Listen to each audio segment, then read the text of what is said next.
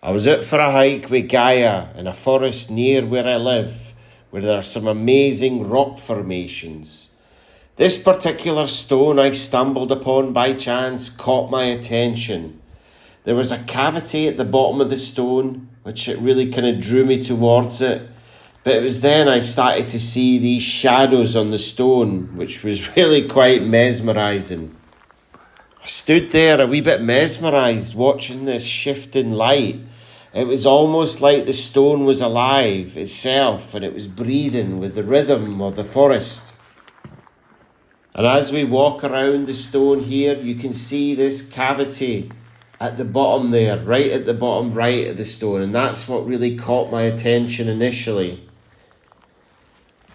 So I just thought this was an amazing looking stone with the shadows there.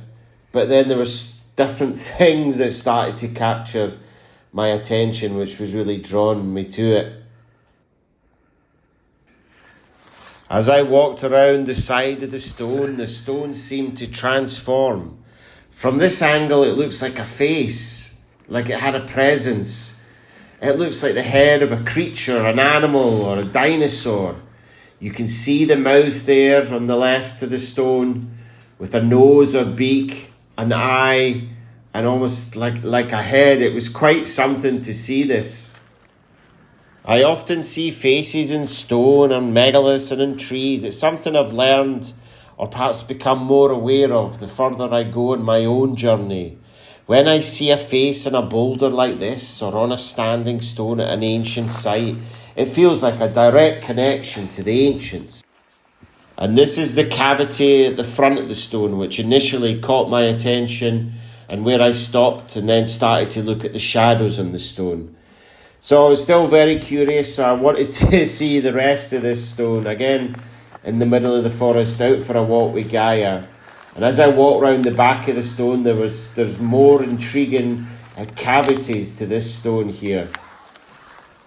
So I had a wee nose at the back of the stone and I found these like 3 deep rounded hollows carved into the rock, hidden beneath kind of branches. So I was pulling it away to see what was underneath, to see what it looked like. My first impression that they almost resembled seats, like 3 of them side by side.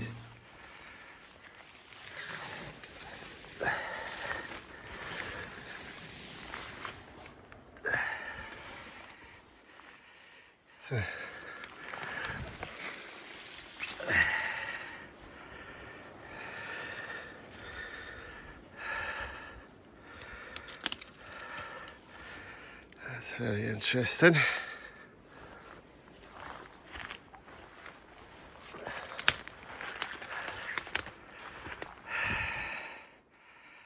So I went for a hike with Gaia, taking photos of trees and stones as you do, as I do anyway. Never thought I'd be doing that, but there we go. And,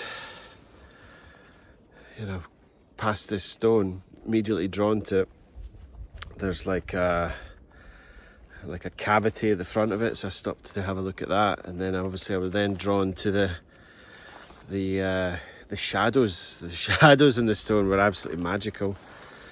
Who would have thought I'd be in a forest taking photos and videos of shadows in a boulder? But there we go. And then I came to the back, first of all to the other side of the stone. It looks like, when you see it from that angle, it looks like a face, like an animal, like a dinosaur or something pointing up. And then I came round to the other side and I've just pulled away all these branches. And it almost looks like 3 seats.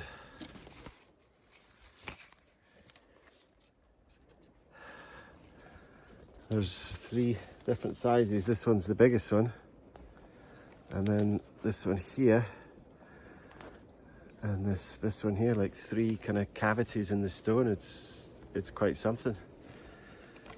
In this middle of this forest. I believe the ancients saw the earth as a living entity. They understood that everything is connected. And maybe, if we look through their eyes, we can start to see what they saw.